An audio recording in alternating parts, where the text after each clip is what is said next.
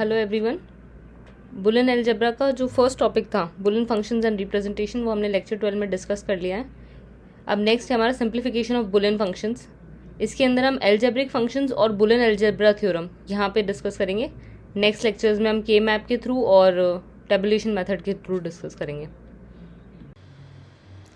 Simplification of Boolean expressions कई तरीके से कर सकते हैं। पहला है अलजेब्रिक फंक्शंस के थ्रू, मतलब ये अलजेब्रिक फंक्शंस बुलियन आइडेंटिटीज़ का यूज़ करते हुए मिनिमाइज़ करते हैं बुलियन एक्सप्रेशन को। जैसे कि ये हैं, ये कुछ बुलियन आइडेंटिटीज़ हैं, ये हमें याद होनी चाहिए। डबल कॉम्प्लीमेंट मतलब 2 बार कॉम्प्लीमेंट हो रहा है तो वापस वो खुद वेरिएबल ही आ जाता है। अगर 0 का कॉम्प्लीमेंट होगा तो 1 आएगा, 1 का कॉम्प्लीमेंट होगा तो 0 आएगा। तो ये इस तरीके से ये कुछ बुलियन आइडेंटिटीज़ हैं जो हमें याद होनी चाहिए। सेकेंड मेथड है सिंप्लीफिकेशन का Boolean algebraic theorems. Boolean algebraic theorems ये कुछ थ्योरम्स हैं जो हमें याद होनी चाहिए सिंप्लीफिकेशन के लिए।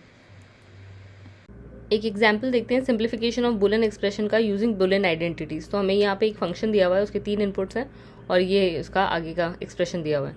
तो इसको हमें मिनिमाइज़ करना है जितना हो सके। सबसे पहले ये दिया हुआ है, इसके ऊपर हमने डिस्ट्रीब्यूटिव लॉ लगाई, मतलब एक्चुअली ब्रैकेट्स ओपन किए। तो a dot B plus a dot C plus b dot A plus b dot C ये आ गया। उसके ऊपर फिर हमने लगाई आइडोपोटेम्प लॉ। आइडोपोटेम्प लॉ क्या थी? आइडोपोटेम्प लॉ ये होती है, तो इसका जो a डॉट ए है इसको कन्वर्ट किया हमने एंड फॉर्म में। जो आइडोपोटेम्प लॉ है उसके लिए हम सिर्फ a लिख सकते हैं, तो a डॉट ए का हमने a लिख दिया और बाकी expression as it is copy कर लिया। देन उसके बाद में ये एक्सप्रेशन आया हमारे पास, हम इसके ऊपर हमने वापस से डिस्ट्रीब्यूटिव लॉ लगाई। मतलब एक्चुअली क्या किया है, हमने इस एक्सप्रेशन में a को कॉमन लिया है और 1 प्लस सी बचा फिर, और बाकी expression as it is copy कर लिया। अब हमारे पास ये एक्सप्रेशन आया। अब इसके ऊपर हमने डोमिनेंस लॉ लगाई है। डोमिनेंस लॉ क्या होती है, ये देखो डोमिनेंस लॉ। तो 1 प्लस सी, ये और फॉर्म में 1 प्लस सी को हम 1 लिख सकते हैं, तो ये 1 हो जाएगा।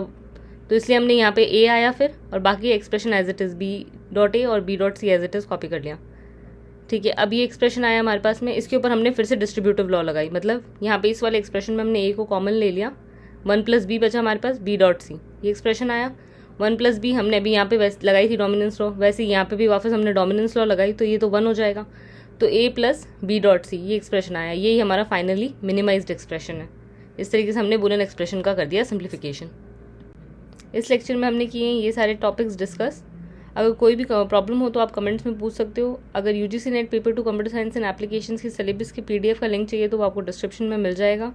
अगर इस लेक्चर के नोट्स चाहिए तो आप मेल कर सकते हो मुझे इस मेल ID पे, ये सब्जेक्ट लाइन के साथ। और अगर वीडियो अच्छा लगा हो, इन्फॉर्मेटिव लगा हो, तो please like, share and subscribe. Thank you.